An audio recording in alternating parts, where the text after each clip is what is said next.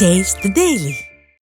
மதுரை மாவட்டம் மேலூரில் டங்ஸ்டன் சுரங்க அனுமதியை ரத்து செய்ய கோரி கடிதம் எழுதிய ஸ்டாலின் அனுமதி கேட்டதே தனது அரசுதான் என்பதை மறைத்தது ஏன் என எதிர்க்கட்சித் தலைவரும் அதிமுக பொதுச் செயலாளருமான எடப்பாடி கே பழனிசாமி கேள்வி எழுப்பியுள்ளார். சேலம் மாவட்டம் ஓமலூரில் செய்தியாளர்களை சந்தித்த அவர் இதை தெரிவித்தார். இன்றைய தினம் மதுரை மாவட்டம் மேலூர் சட்டமன்ற தொகுதிக்குட்பட்ட நாய்க்கர்பட்டியில் டங்ஸ்டன் சுரங்கம் அமைக்க மத்திய அரசு அறிவித்ததாக அந்த பகுதி மக்கள் மறியல் போராட்டத்தில் ஈடுபட்டார்கள். அந்த சுரங்கம் அமைத்தால் அந்த பகுதி கடுமையாக பாதிக்கப்படும் என்று அந்த பகுதி மக்களுக்கு மிகுந்த அச்சத்தை ஏற்படுத்தியுள்ளது. இந்த சுரங்கம் அமைப்பதற்கு ஏற்கனவே திராவிட முன்னேற்ற கழக ஆட்சியில் அக்டோபர் 18, 23 மத்திய அரசுக்கு கடிதம் எழுதியிருக்கிறாங்க.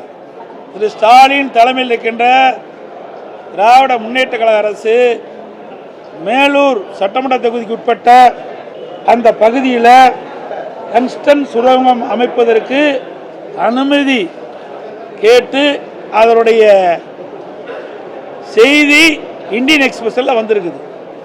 இன்றைய தினம் திரு ஸ்டாலின் அவர்கள் இந்த திட்டத்தை ரத்து செய்ய வேண்டும் என்று கடிதம் எழுதிய பிறகு ஒரு நாடகத்தை அரங்கேற்றிருக்கின்றார். இந்த திட்டம் வருவதற்கு இன்றைய திமுக அரசாங்கம் தான் அனுமதி கோரி இருக்குது. இது பத்திரிகையில் வந்த செய்தி இந்தியன் எக்ஸ்பிரஸில் அக்டோபர் 18, 23 இந்தியன் எக்ஸ்பிரஸ் பத்திரிகையில் வந்திருக்கிற செய்தி தான். அதே போல் திருப்பூர் மாவட்டத்தில் பார்த்தீங்கன்னா இன்றைக்கு 3 பேர் படுகொலை செஞ்சிருக்கிறாங்க. தினந்தோறும் தமிழகத்தில் கொலை, கொள்ளை, வழிப்பறிவு, பாலியல் கூட தொடர்ந்து நடந்துட்டு இருக்குது. நானும் தொடர்ந்து அறிக்கையின் வாயிலாக வெளிப்படுத்திட்டு இருக்கிறேன். ஆனால் இன்றைய முதலமைச்சர் திரு ஸ்டாலின் தலைமையில் இருக்கின்ற அரசாங்கம் அதை கண்டுகொள்வதில்லை. சட்ட ஒழுங்கு கேள்விக்குறியாக இருக்குது. சட்ட ஒழுங்கு அடியோடு சீர்கட்டு விட்டது. அதனால் இன்றைய தினம் 3 பேர் திருப்பூர் மாவட்டத்தில் படுகொலை செய்யப்பட்டிருக்கிறாங்க. அதோடு இன்றைக்கு ஜிஎஸ்டி வரி வாடகை கட்டணத்துக்கும் ஜிஎஸ்டி வரி வசூலிக்கப்படும் என்று அறிவிப்பு கொடுத்துருக்கிறாங்க. இன்றைக்கு அதை குறித்து வியாபாரிகள்லாம் போராட்டத்தில் ஈடுபட்டிருக்கின்றாங்க. இதையெல்லாம் இந்த அரசு மத்திய அரசோடு தொடர்பு கொண்டு இதை ரத்து செய்வதற்குண்டான நடவடிக்கை மேற்கொள்ள வேண்டும். ஏன்னா கொரோனா காலத்தில் வணிகர்கள்லாம் கடுமையாக பாதிக்கப்பட்டுட்டாங்க. இந்த சூழ்நிலையில் வரி மேல் வரி போட்டு அவள் கடுமையாக பாதிக்கக்கூடிய சூழ்நிலையை இன்னைக்கு மத்திய மாநில அரசு ஈடுபட்டு என்பது வேதனைக்குரியது. ஆகவே மத்திய அரசை வலியுறுத்தி இந்த ஜிஎஸ்டி வரி குறைப்பதற்குண்டான நடவடிக்கை மேற்கொள்ள வேண்டும் என்று இந்த விடியா திமுக அரசு கேட்டுக்கொள்கிறது. அதே போல இன்றைய தினம் நாகை மாவட்டம், மயிலாடுதுறை மாவட்டம், திருவாரூர் மாவட்டத்தில் கனமழையின் காரணமாக விவசாயிகள் பயிரிடப்பட்ட நெற்பயிரெல்லாம் அந்த வெள்ள நீரில் மூழ்கி கடுமையாக பாதிக்கப்பட்டிருக்கிறார்கள். அப்படி வெள்ளை நீரால் பயிர்கள் பாதிக்கப்பட்டதை கண்டறிந்து அந்த விவசாயிகளுக்கு இந்த அரசு இழப்பீடு தொகை வழங்க வேண்டும் என்று வேண்டுகோள் வைக்கின்றேன். ஏங்க அதிமுக அரசு இருக்க வரைக்கும் சொத்து வரி ஏறாமல் பார்த்துக்கிட்டோம். ஆட்சி மாற்றம் ஏற்பட்ட பிறகு சொத்து வரியை உயர்த்திட்டு எங்க மேல பழி போட பார்க்கிறார். ஏன் எதுக்கு எடுத்தாலும் மத்திய அரசு எதுக்குன்னு சொல்றீங்களே, மத்திய அமைச்சர்லாம் கூட்டியாந்து விழா நடத்துறீங்களே, ஏங்க தமிழ்நாட்டு மக்கள் பாதிக்கப்படுகின்ற பொழுது இந்த சொத்து வரியை ரத்து செய்யக்கூடாது என்று வலியுறுத்துவதற்கு ஏதாவது போராட்டம் நடத்துறீங்களா, இல்லை நாடாளுமன்றத்தில் குரல் கொடுத்தீங்களா? ஒண்ணுமே கிடையாது. எங்க மீது பழி போட்டு தப்பிக்க பார்க்குறாங்க. இது ஆட்சி அதிகார இடத்தில் இருக்குது. அவர்கள் தான் இந்த சொத்து வரியை ஏறாம பார்த்துக்கணும், ஏற்றிய சொத்து வரி ரத்து செய்ய வேணும். ஆட்சியில் இருக்கிறது தாங்க செய்ய வேணும். ஒரு ஆட்சியாளர்கள் என்னென்ன வாக்குறுதி கொடுத்தாங்களா இல்லையா? தேர்தல் அறிக்கையில் பார்த்தீங்களா? ஆட்சிக்கு வந்தால் சொத்து வரி உயர்த்த மாட்டேன்னு சொன்னாங்களே, ஏன் உயர்த்தி இருக்கிறீங்க?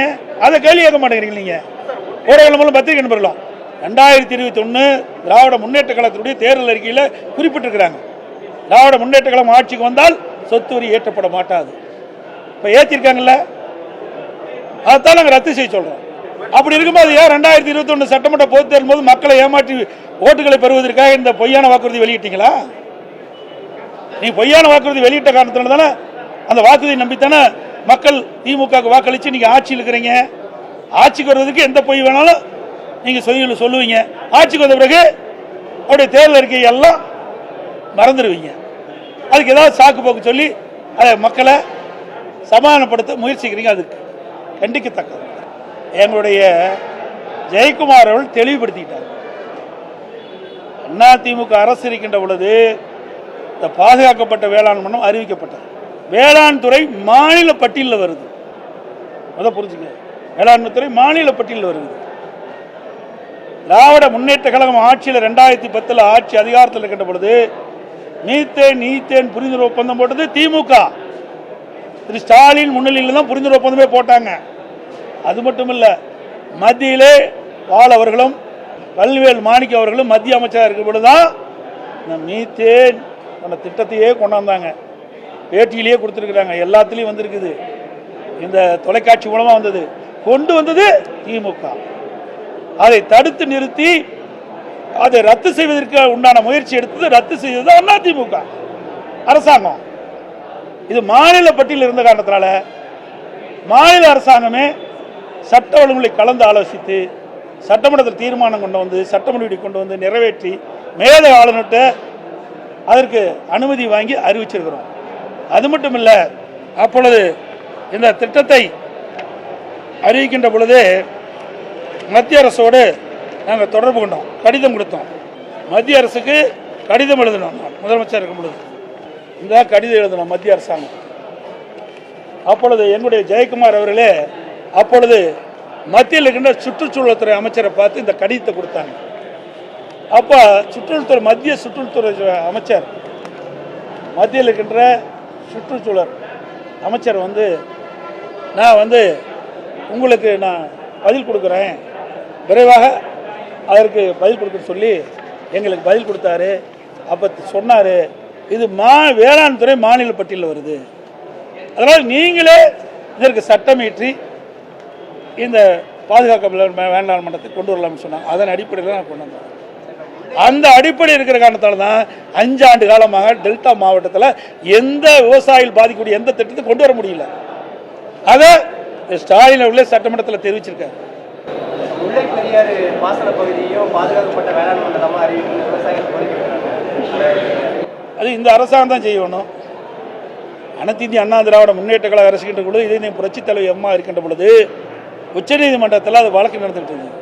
அந்த வழக்கு நடைபெற்றுகின்ற பொழுது 136 142 அடியாக உயர்த்தி கொள்ளலாம் என்று முதற்கட்டமாக உச்சநீதிமன்றம் தீர்ப்பு கொடுத்தது. அதன்படி மாண்பு அம்மாவில் இருக்கின்ற பொழுது 136 அடியிலிருந்து 142 அடியாக நீர்மட்டத்தை உயர்த்தப்பட்டது. அப்புறம் 142க்கு பிறகு 152 அடியாக அணையினுடைய நீர்மட்டத்தை உயர்த்த வேண்டும். அதற்கு மத்தியில் இருக்கிற ஒரு பாதுகாப்பு அமைப்பு ஏற்படுத்தினாங்க. மாநில அரசு மத்திய அரசில் இருக்கிற வல்லுநர்களை அமைத்து அந்த அணையினுடைய உறுதித்தன்மை ஆராய்ந்து அந்த உறுதித்தன்மையின் அடிப்படையில் இதையெல்லாம் அந்த அணையை பலப்படுத்த வேண்டும் என்று எனக்கு மத்திய அரசு அந்த குழு தெரிவித்து அதன் அடிப்படையில் மாண்பு அம்மாவுடைய அரசு இருக்கின்ற பொழுது அந்த அணையை உறுதிப்படுத்துவதற்கு உண்டான நடவடிக்கை மேற்கொண்டோம். ஆனால் கேரள அரசு அதுக்கு முழுமையான அனுமதி கொடுக்கல. அந்த அணையினுடைய இரு பக்கங்கள் இருக்கின்ற மரங்களை வெட்டுவதற்கு கூட அனுமதி கொடுக்கல. மரங்களை வெட்டுகின்ற பொழுது நம்ம அதிகாரிகள் மீது வனத்துறை வழக்கு பதிவு செஞ்சிட்டாங்க.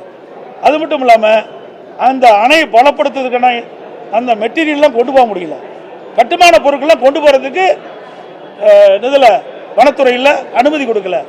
இப்படிலாம் இருந்த காரணத்தினால தான் அந்த அணையை முழுமையாக நாம் பலப்படுத்த முடியல. இருந்தாலும் அதிமுக ஆட்சியில் டெண்டர் விடப்பட்டு அந்த பணிகள்லாம் துவக்கி செயல்படுத்தி கொண்டிருந்தோம்.